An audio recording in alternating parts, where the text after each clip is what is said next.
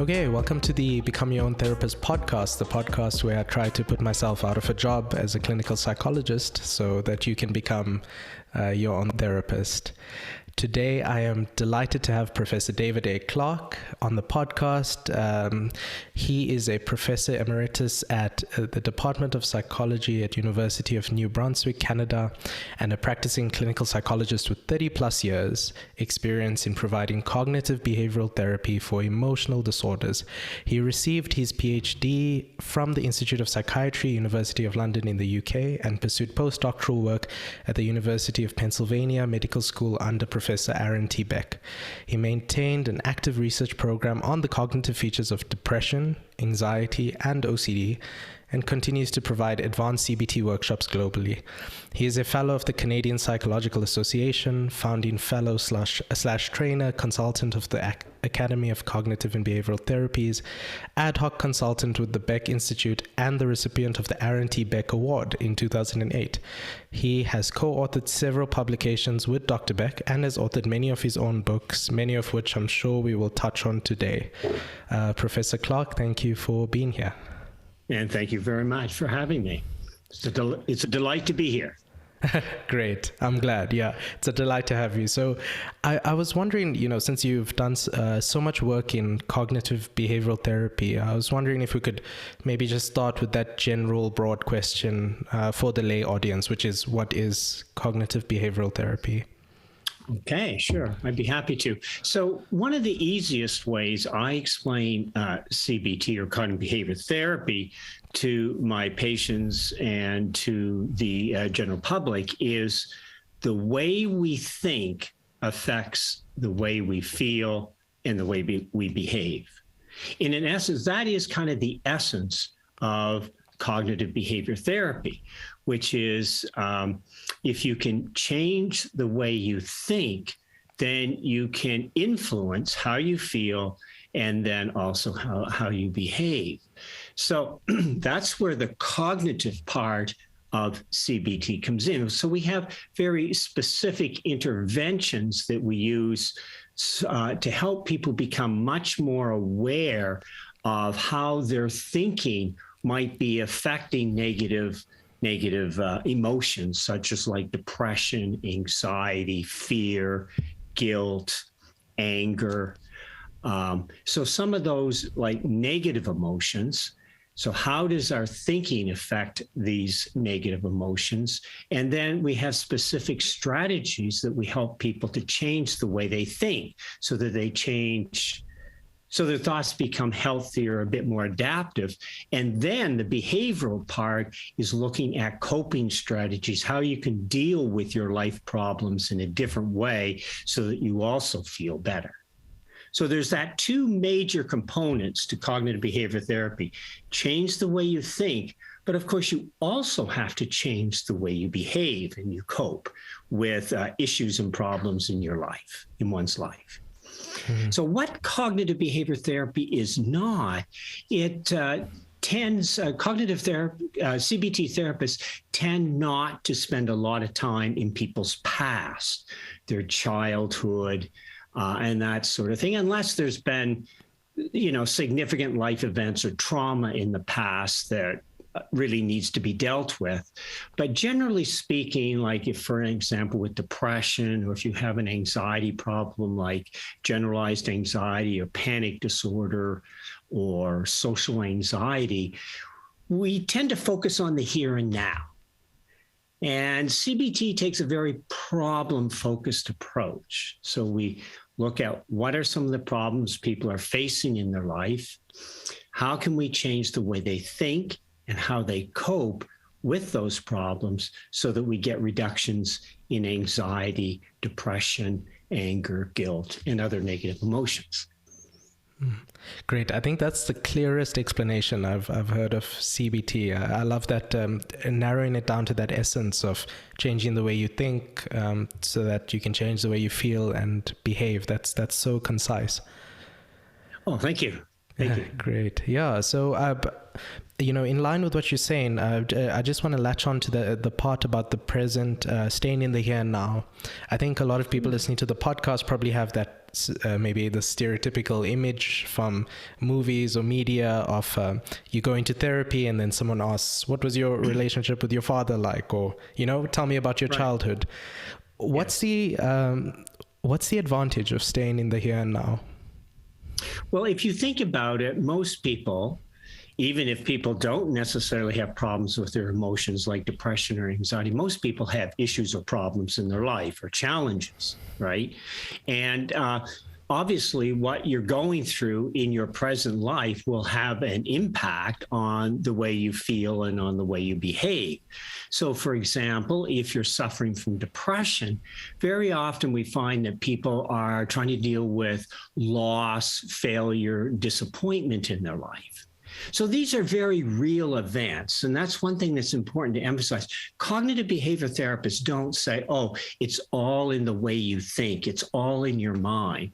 We recognize that there are significant challenges that we're going through. One challenge that we're going through right now all over the world, all of us face, is the pandemic and the social restrictions and the disruption in our lives. And some people have lost jobs. Some people have lost loved ones through illness and death and hospitalizations and so on. So the pandemic is a real event in our lives. And so a cognitive behavior therapist wouldn't ignore that, wouldn't pretend, well, it's just the way you're thinking about the pandemic that's a problem. Maybe you have lost a job, or maybe you've lost a loved one, or maybe you're feeling alone and isolated. You don't have an extensive family or friendship network around you. So you're stuck in your apartment by yourself and week after week. And so you're feeling the effects of this. So cognitive behavior therapists really do, cognitive behavior therapy takes a very problem-solving approach. So we get a good idea, do an assessment of what are the problems people are facing, and how are they thinking about those problems? How are they thinking about the problems? So, for example, in depression, often we find a great deal of hopelessness. So a person might be thinking, this will never change. What's the use in trying, Or they may be thinking very negatively about themselves if, let's say, they've lost a job as a result of the pandemic or some other circumstance. They might be thinking, well, I'm not as good as other people. I don't have the skills. I'm a bit of a loser, really. And so they're having thoughts of failure and kind of a lot of self-criticism.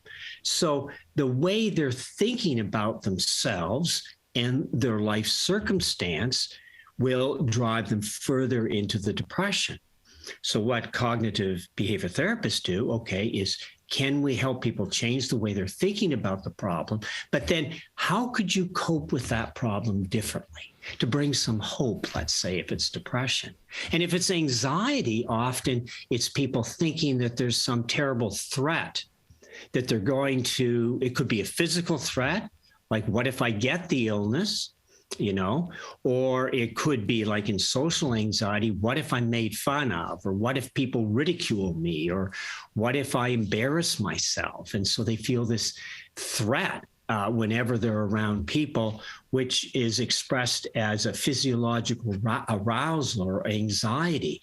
And often the thought is, I can't stand this, so people avoid these threatening situations. So what in cognitive behavior therapy we do is try to help people change, see that there's not as big a threat as what they're thinking, help them to realize they can cope with it, but then do what we call exposure therapy to help them face the thing that they fear most and the thing that is making them anxious.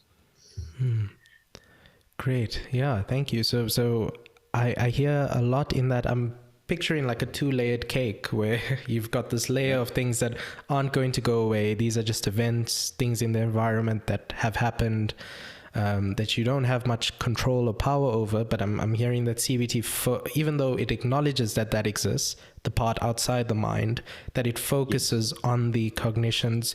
And is that because there's more opportunity for change there, or why is that exactly? So we think that there's opportunity for change. But the other thing, if you think about it, what do we have control over as individuals? We have control over the way we think. We have some control over the way we think, I should say, and we have some control over the way we behave. Often we can't choose whether we have certain life circumstances, life problems. You know, you and I and all of our listeners today, we didn't choose the pandemic. Right?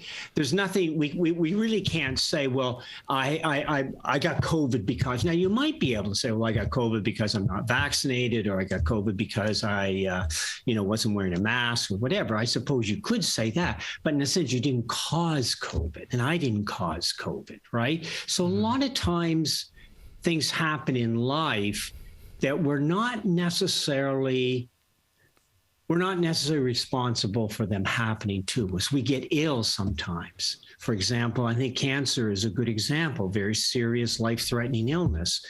But, often, people have cancer. Sometimes they're people who have kept themselves very healthy. They've exercised, they've eat well, they eat healthy and so on. But yet, they have cancer or a heart attack or a stroke. So often these very serious illnesses, we can't necessarily say we cause them, but they happen to us. So many things in life I find with my clients, my patients who come in, they have sometimes terrible things have happened to them. Sometimes you can see some responsibility for it, but by the time they get to therapy, it has happened. Now what do you do?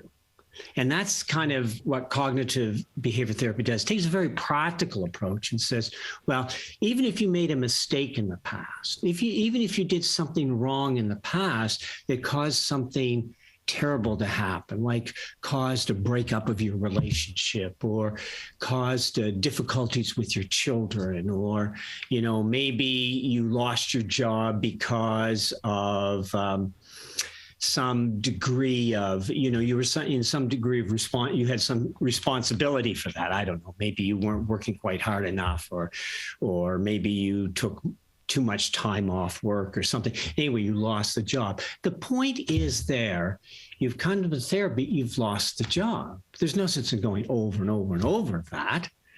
Well, we say, okay, now what can we do? What can you do to change that around?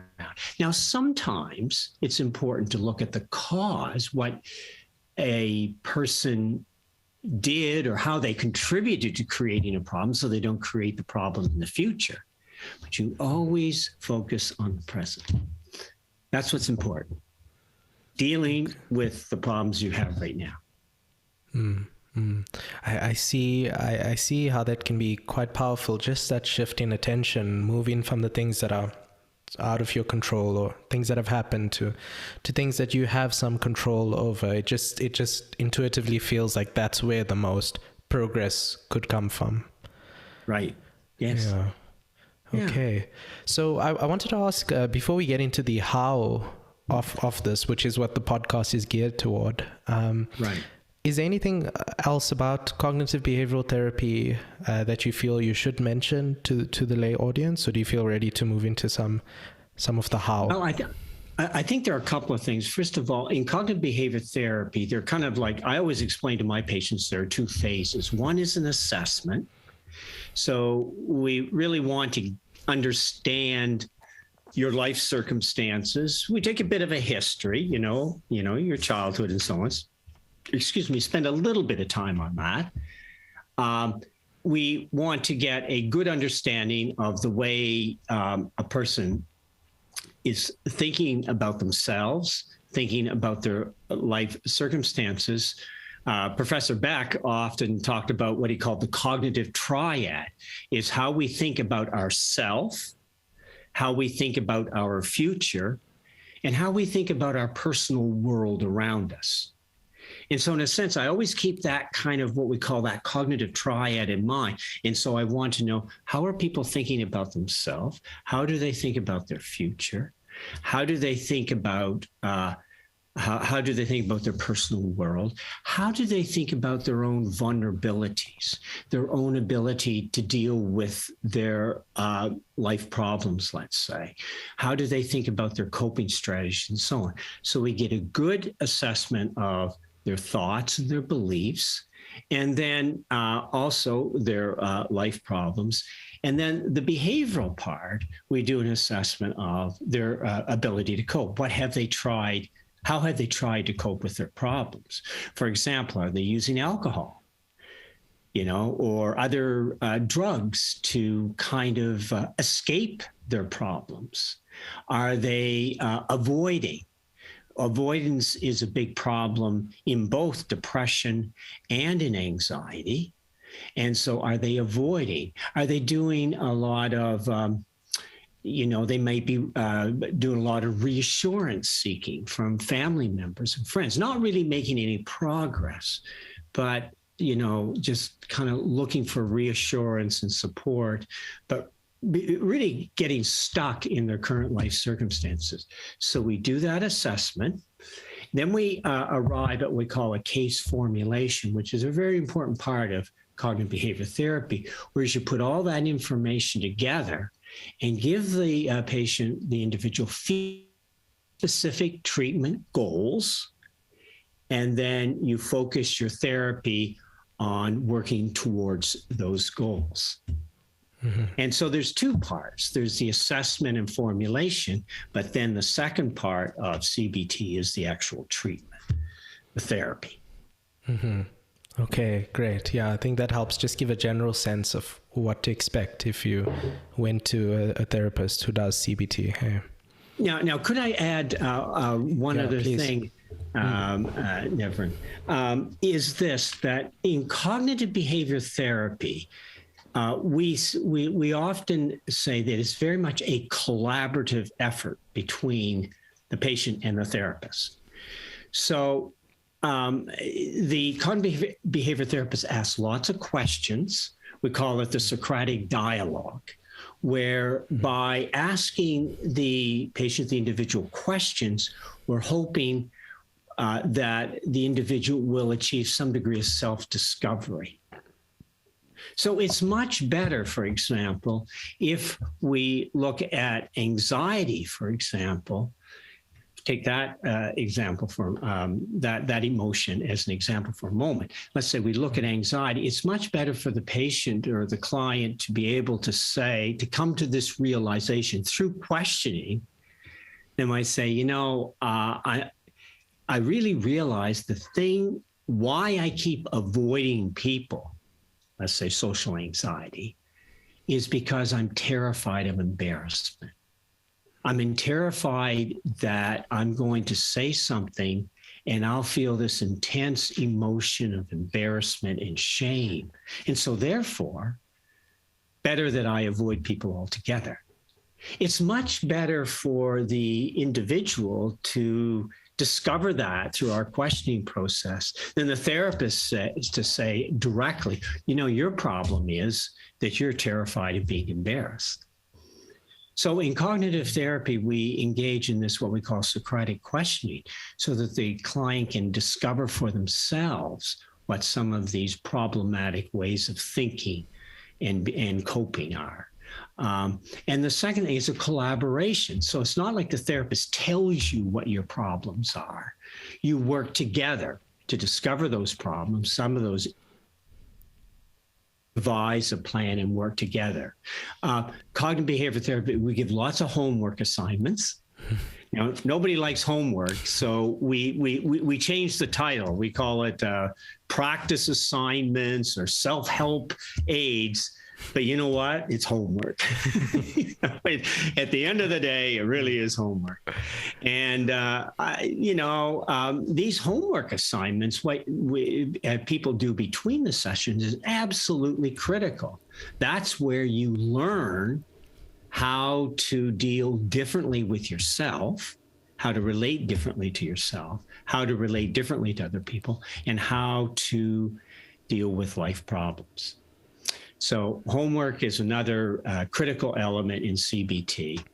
And I should just add that all of these, there's kind of like now a treatment protocol that we use for like depression, generalized anxiety and worry, social anxiety, panic attacks or panic disorder, and now have it for eating disorders and so on. We have these various treatment protocols, and there's a fairly robust research literature showing that cognitive behavior therapy can be effective, that it can result in symptom reduction in depression, anxiety, panic, and so on. Probably just roughly speaking in 2/3 of people who complete therapy. So, it's now recognized as an empirically supported treatment for a variety of psychological conditions. Okay, that's pretty impressive. 2/3 of, that is a big chunk of people who are having these really significant symptoms being reduced. But that leaves 1/3 that may show only limited improvement, and maybe 15, 20% who may show no improvement at all. So there's no guarantee here. A cognitive behavior therapist cannot say to an individual, it's guaranteed that this will be helpful for you. Now, I always give this caveat to my clients and patients that we'll work hard together. There's a good chance that you will get significant benefit from this therapy. But like all medicine, there's no guarantee. Not 100% of people respond to any kind of treatment, medication included, right? So it's important. We always give that caveat, or I always give that caveat to the people I work with. And then we work hard to try to help people with their problems and get better. Yeah, I think that's an important disclaimer. I think it sounds fair to say that there's a good chance that something will shift, but there's no guarantee. Is that fair to say? Yes, I think that's fair to say. Absolutely. Yeah. And, there's a tendency, well, what went wrong? Is it, I think an individual, sometimes a patient can leave thinking, oh, I failed the therapy. I wasn't successful. It didn't help me. And many times we can't really tell why somebody doesn't respond to the therapy. Sometimes they don't respond to the therapy because they don't do the homework assignments. So, if you just go for therapy and talk to your therapist for 45, 50 minutes or an hour, but then you're not doing the exercises in between sessions. Let's say you go and you talk about your anxiety, but then you don't actually work on exposing yourself to that fear object, the thing that's making you anxious. If you're not working at overcoming that anxiety, then probably therapy is not going to be particularly helpful, right? So you have to put the therapy into action between sessions. And there's research evidence that people who do the homework tend to get more benefit from cognitive behavior therapy than people who don't do the homework. I think this point leads nicely into the next question I had, which was, just thinking about the fact that the homework is so pivotal, the part that's done without the therapist, or, when the person's on their own, and also thinking about the Socratic dialogue and how it's important for these things to come from the individual. Right. What is the potential for cognitive behavioral therapy techniques to be used by an individual who can't afford therapy or see a therapist? Is there any room there? Is it unlikely to have any effect if they tried these, techniques without the help of a therapist? So the good news is there's evidence that people can benefit from, like, for example, teletherapy. So that would be meeting with a therapist virtually, which of course is what a lot of us have to do now because of the pandemic. A lot of therapy now is offered virtually, like what we're doing today. although I'd love to be in South Africa right now. Canada's a little cold in January. It's very sunny here. I was sweaty a bit earlier, so yeah, I'd like to trade places. But maybe not in July or August when it's cold where you are, probably. Yeah. Maybe not quite as cold as Canada. But no, so the good news is that teletherapy can help. The other thing is that there are forms of therapy, teletherapy, where a counselor or a therapist will kind of check in with an individual on, let's say, once a month or, every once in a while. And that type of intervention seems to be effective. There's something called low intensity cognitive behavior therapy, where let's say you meet with a therapist and you do the assessment and case formulation, and then you're given a workbook and you take that away and you do some of that yourself. So instead of having 20 sessions of therapist assisted, CBT every week, which can be very, very costly. Let's say you cut that in half, or you cut that down by a third. So you meet with the therapist less regularly. So fewer sessions, maybe only 5 sessions or 6 sessions. And then you have the workbook, to kind of work away at your own. There are a lot of workbooks out now. You mentioned a few that I've written, and there are many cognitive behavior therapy workbooks now where they're written for people to be able to do on their own. So what we don't know is how effective that workbook alone is versus maybe having some therapist help along the way. There are also now counselors and kind of other forms of mental health professionals who have had some training in cognitive behavior therapy. And so maybe not quite as extensive as a psychologist or maybe even a psychiatrist, but they've had some training. So they might be able to help introduce the individual to some of the strategies that we use in CBT. And in my own small practice, private practice, I've had people who have seen counselors or social workers or people or mental health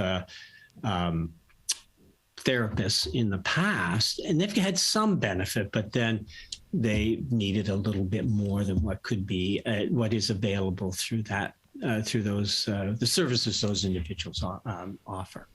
Mm-hmm. So there is a variety out there. I guess is what I'm saying. There is kind of, if you think of it, there's a suite of services that are available in most countries now, and sometimes you can someone with less training and qualification can still be helpful, and they may still be aware and familiar with some cognitive behavioral interventions. And then there are other times, particularly in the UK, where they found that people really do require what they call high intensity cognitive behavior therapy, which is the more traditional, see a therapist, a psychologist or psychiatrist trained, extensive training in cognitive behavior therapy. You see that individual once a week and so on.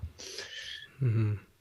Yeah, I think it's important to also say that cognitive behavior therapy is to be time limited. So it's goal directed, but it's also time limited. Most people do not see a cognitive therapist, for years and years, for example. The average treatment is anywhere from 5 to 10, 15 sessions, let's say. Mm-hmm. And then there's a beginning and there's an end to the therapy. Mm-hmm. Yeah, I was just going to say thanks for laying that out, because I think it gives a sense of having many routes to helping oneself. Right. I think sometimes it can feel like an on and off switch. Either I have money for weekly therapy that's going to last years, or I don't see a therapist. You don't see it at all. Right. Exactly. Yeah.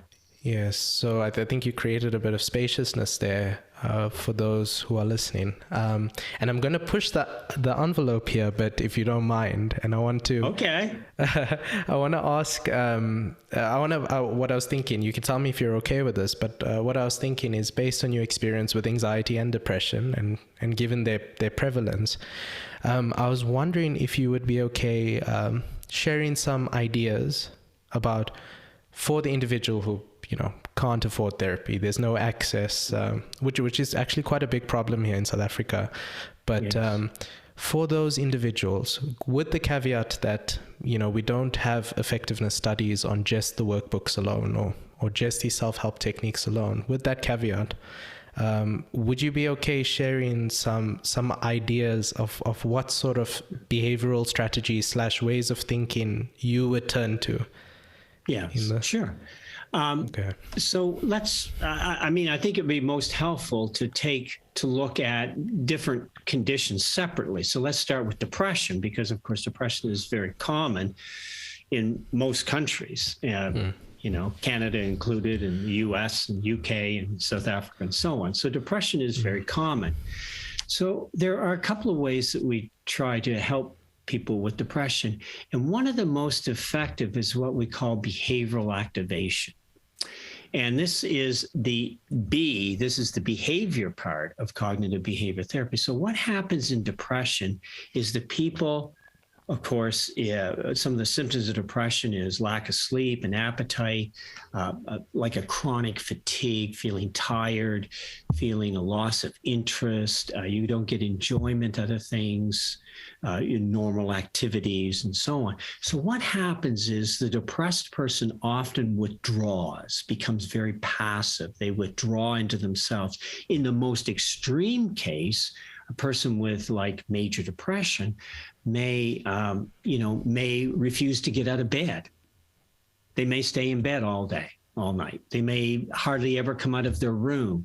They're not eating, they're not sleeping. Well, even though they're in their room and in bed, they're not really sleeping. They're just kind of just laying there. So that would be, that would be the most extreme case, of depression. But you get other forms in depression, milder versions of that, where people withdraw from others. They're not talking, they're not going out, and so on. So one of the things we try to do in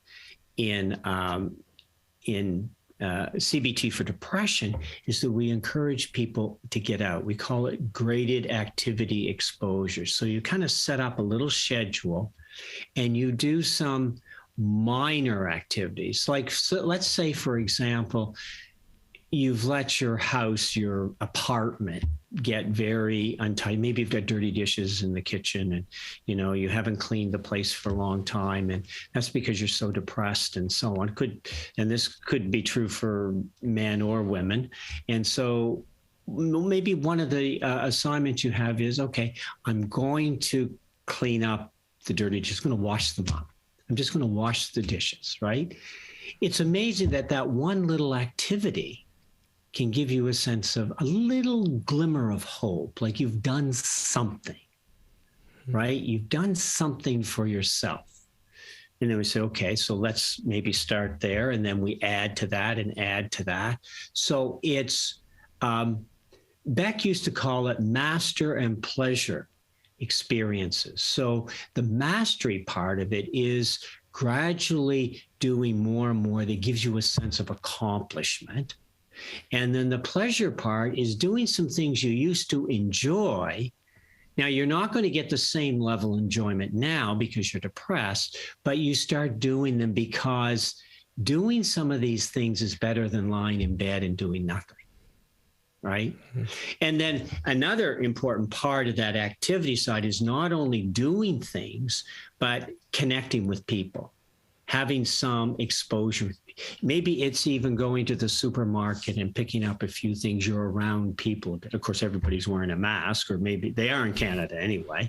So, it's a little bit weird and different at the moment because of the pandemic, but you still do it because you can feel a little bit like you're a part of a community, you're a part of the world, you're just not off by yourself and so on.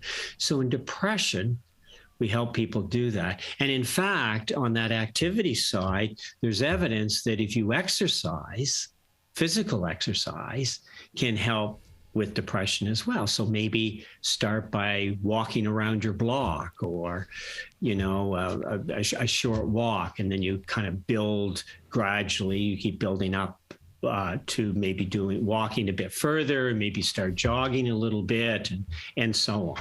So physical exercise is important. Making sure that you are eating something. Maybe you have to work on your diet. Maybe you don't feel like eating, but in CBT for depression, we help people to eat in a scheduled, structured way. And so not necessarily say eat when I'm hungry, but 12 o'clock, it's time for lunch. 5 or 6 o'clock or 7 o'clock or whatever, it's time for dinner. And so you eat that way. So that's some very practical things that we do.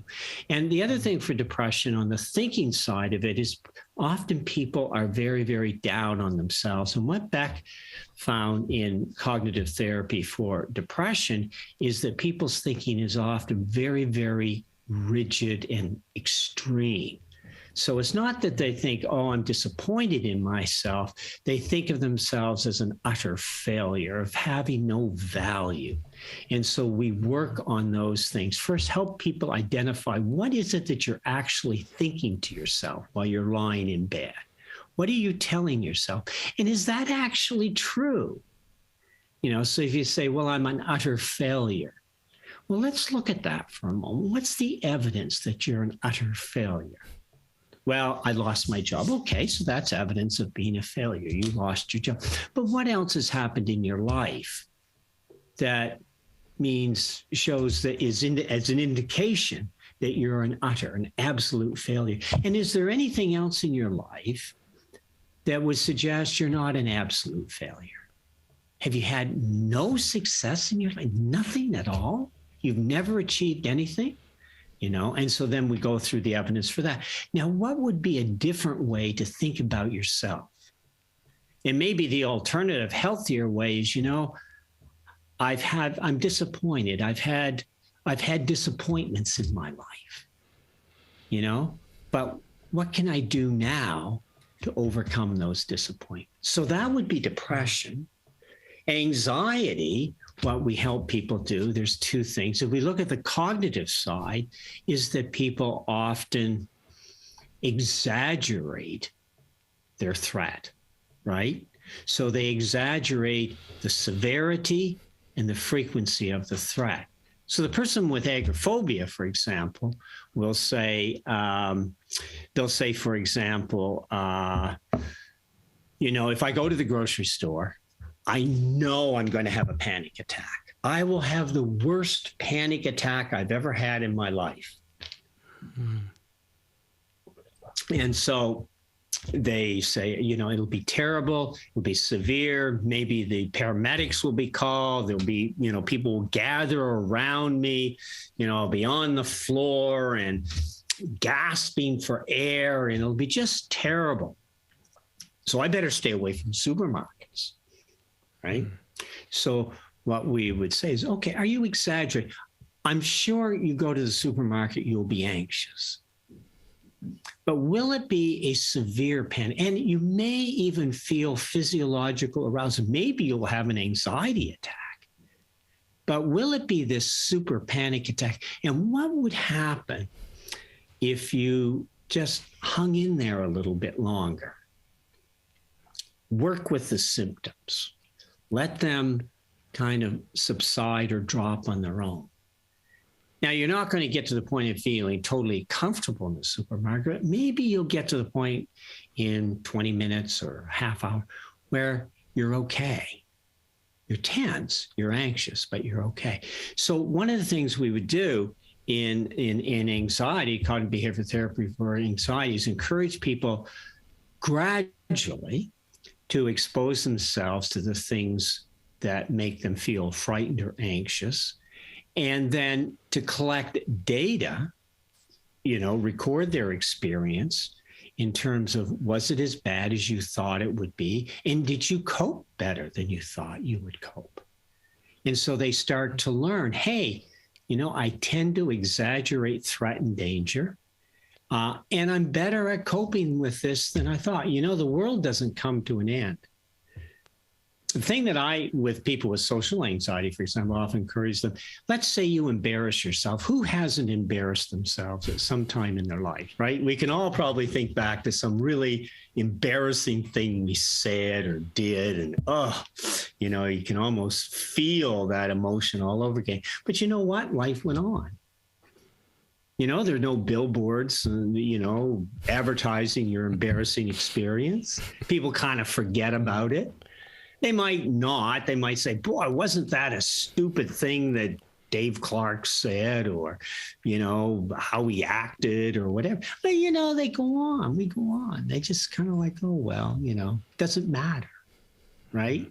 So the reality is with anxiety is we think these things are going to persist, that they're going to change our life, that embarrassing experience will mean that people will be turned off with us forever. But in reality, it's rarely that case. Mm-hmm. So that's what we would work on in anxiety. And in worry, what we do with worry, because lots of people have problems with worry, is there are two things. Again, we help them realize that with worry, they're exaggerating threat. But worry is where the person anticipates the worst. I call it catastrophizing. They imagine catastrophes, and then they try to problem solve and figure out how they'll deal with the catastrophe. So we help people to, instead of catastrophizing, think of something in the middle, let's say, that's a bit negative and is not particularly favorable, but is maybe more likely to happen. So maybe you think, okay, you're worried because you didn't get a project done at work and you've not met the deadline, and now your manager is going to be extremely upset with you and you'll lose your job. Well, that would be a catastrophe. But maybe what will happen if you miss the deadline is your manager will be upset with you, but you won't necessarily lose your job. You might get a negative evaluation, but then, you still have your job and you have opportunity to make up for that missed deadline, because maybe the next time you do make your deadline and so on. So with worry, we help people to think of alternatives that are maybe a little bit negative or upsetting or difficult, but not the catastrophe, not the worst case scenarios that they're thinking about. And then we also use a technique called worry exposure, where we say, okay, set aside a time, let's say a half hour in the evening, and worry, right? So I've had patients in my office who had real problems with worry, and I'll say, okay, well, I'd like to get a sense of how you worry about that. And it could be something really serious, like the person might say, well, I'm really worried that my partner doesn't love me and is going to leave me, and I'm facing separation or divorce. So that's really serious stuff.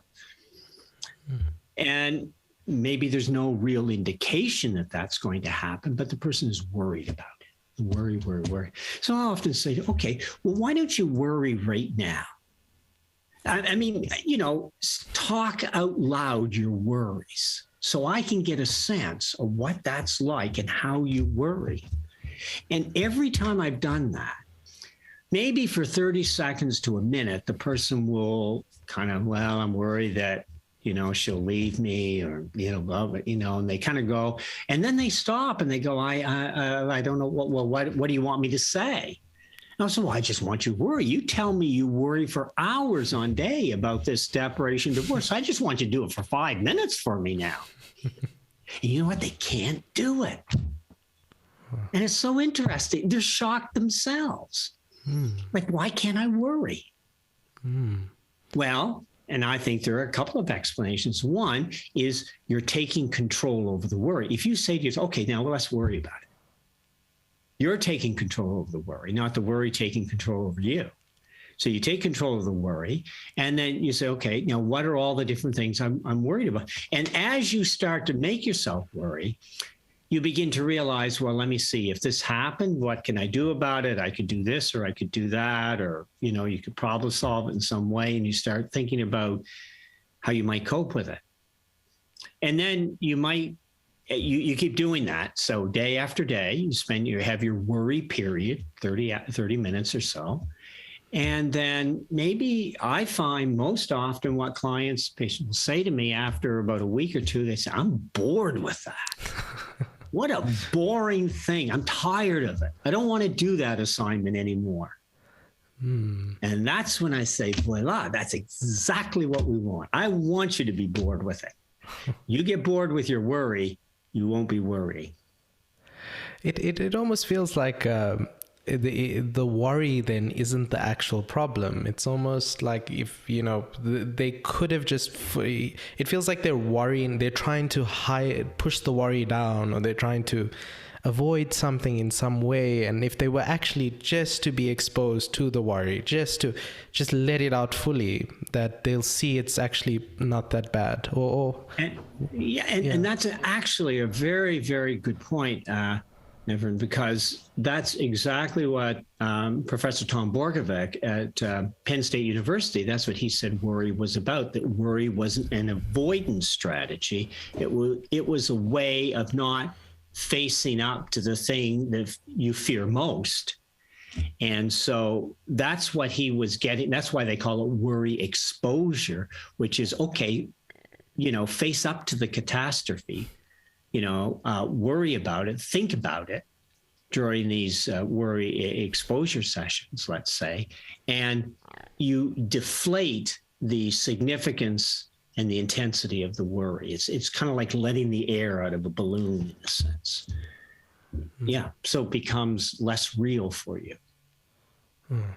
That's so useful, and that definitely sounds like something that someone could do on their own, just verbally out loud, set aside some time for this worry and speak it out loud, and just give themselves some exposure with it.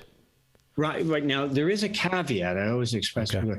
If you do it over and over and over and again, and you're getting worse and worse and worse, you should stop.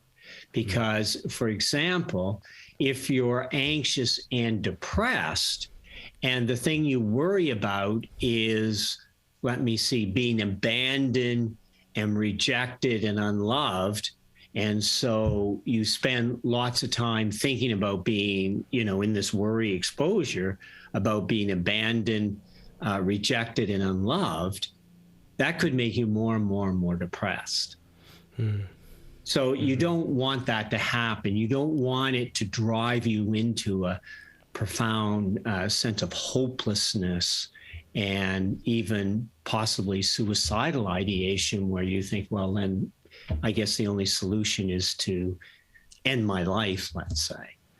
And so it could, so there is that caveat. If you're depressed as well as anxious, I would be more cautious about using that worry exposure strategy. Okay. Yeah. Great. Yeah, that's an important caveat, and also just sharpening up your ability to be reflective of the impact that whatever you're trying is having on you. Right. And so, often what we find with like the worry exposure, maybe there are problems. Maybe you are having difficulties at work with your manager or supervisor. Maybe there is a problem with your work performance, let's say. Well, it's much better instead of catastrophizing. See, what happens with worry is you just focus on, what if I lose my job? What if I lose my job? Nobody likes me. What if I lose my job? But then what you really want to do is a problem-solving approach, which is say, look, I think I've got an issue with my work performance here. What can I do about it? And the problem with worry is that you never get to that problem solving. You just get stuck in the catastrophizing. And what will I do? What will I do? What will I do if I lose my job and I'm such a terrible person and I'm such a failure and I'm an embarrassment to my family? And what will my family do? They need my income for support. And, so it keeps escalating, let's say, can get out of control. And the other part of that that's not happening, though, is that there could be a realistic problem there, and it's not being solved. It's not being dealt with because of the catastrophizing. Okay, so almost making sure the worry is used to lean into problem solving rather than to lean into catastrophizing. Right. Because the therapy, we always want it to end up with the practical, which is there something in my life that is not going right, and that I can have an influence on that. I can do something about that. And so that's where you want the therapy to end up. It's not just about feeling better, but it's also being more effective. I always think of cognitive behavior therapy is empowering the individual. It's the therapy is not to focus on, this is wrong, your thinking is wrong, your coping is wrong, you're not being successful or whatever. That's not the point of all that. The point is to empower the individual to change their life, to change their circumstances as much as possible. Mm-hmm. Yeah. I was actually going to, it's very apt that you say that. I was going to ask what the empowering message is of CBT at the core for the audience, and you naturally sort of gravitated to that. So I don't know if there's, as we're landing the plane on today, I don't know if there's anything you want to conclude with about the empowering message, or anything important to know about this kind of treatment, or for people who are suffering in some way. Well, I would say this: there is now a number of cognitive behavior therapists are now interested in something called recovery-orientated cognitive therapy. And this is let's say, a refinement or a retooling of CBT to focus on the person's strengths, to focus on their goals, their aspirations, and what is the best in them, and how can you build on your best? How can you emphasize your best? How can you emphasize your strengths? So, often traditional cognitive behavior therapy has always been about problems and about negative thinking and about poor coping strategies and all of that stuff. But this kind of newer emphasis saying, well, there's that side to individuals, and obviously people need help with that, but everybody has a strength. Everybody has something that they're good at, something that a great characteristic, or what is best about them. We've all had our best moments, and that's what Dr. Beckett talked about. It's interesting. He just passed away in this past November at age 100, but which is a good old age, I would say, by most standards. But before he passed, he was working on, and he actually published a book called Recovery-Orientated Cognitive Therapy. So he was working with others on how to recalibrate cognitive therapy to focus more on how to empower people, how to build on their strengths, how to emphasize their best moments so they have more and more best moments. Mm-hmm. Great. I think that's a wonderful note to end on. Professor Clark, where can people find out a bit more about you and the work you do? Where should they look, for you?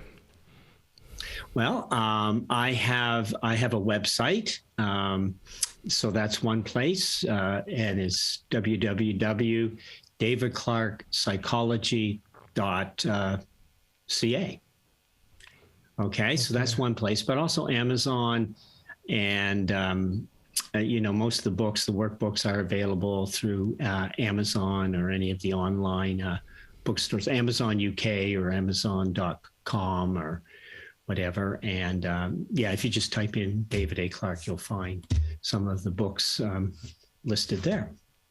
Okay, great. Yeah, thanks so much. I'm going to link those sites in the video description, and I know you sent me some other resources, so I'll make sure all of that is in there for those who want to take this a step further.